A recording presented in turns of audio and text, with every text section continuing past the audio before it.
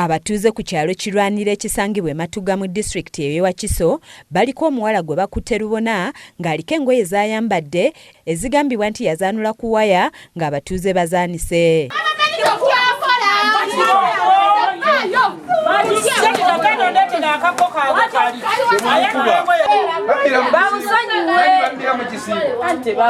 Susan Nagaddi ow'emyaka 17 ng'onaakola gwa kutambuza mmere mu katale akamanyiddwa ng'ak'oku 12 yakwatiddwa abatuuze oluvannyuma lw'okumusanga n'engoye z'ayambadde nga zonna z'abatuuze.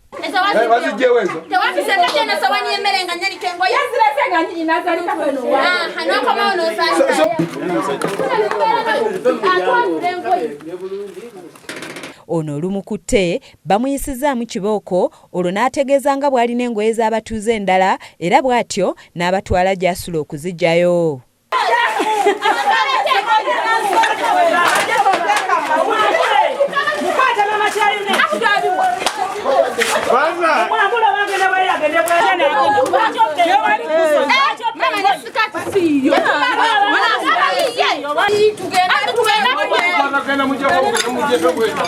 Olutuuse mu maka gy'asula wasangiddwayo abaana ng'omu ku bo ategeezezza nga bulijjo anti waabwe bw'aleeta engoye wabula nga mbisi nga n'olunaku olw'eggulo aliko engoye ze yaleese n'abagamba nga mukwano gwe bw'azimuwadde era nga ye agenze mu kyalo.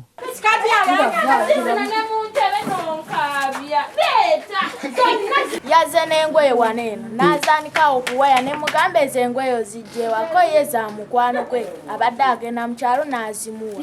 Abatuuze mu kitundu kino beewuunyizza ekikolwa ky'omuwala ono nga bagamba nti bulijjo bamanyi nti abavubuka be bababba kyokka nga beewuunyizza okulaba ng'omuwala omuto ate omulungi yabamazeeko emirembe.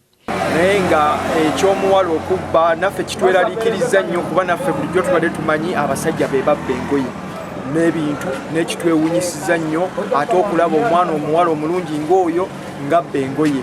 Yo manyi nti abasajja bokka be babba engoye naye mumbeera neewuunyiza okuwulira nti omuwala ng'oyo omuto bw'ati omwana yabba engoye munnaaye nze nsoose kirabira wano naye mbadde sikirabangako. Kiza Peter yakusakidde eggulire lino ku lwa KSTV agaleero.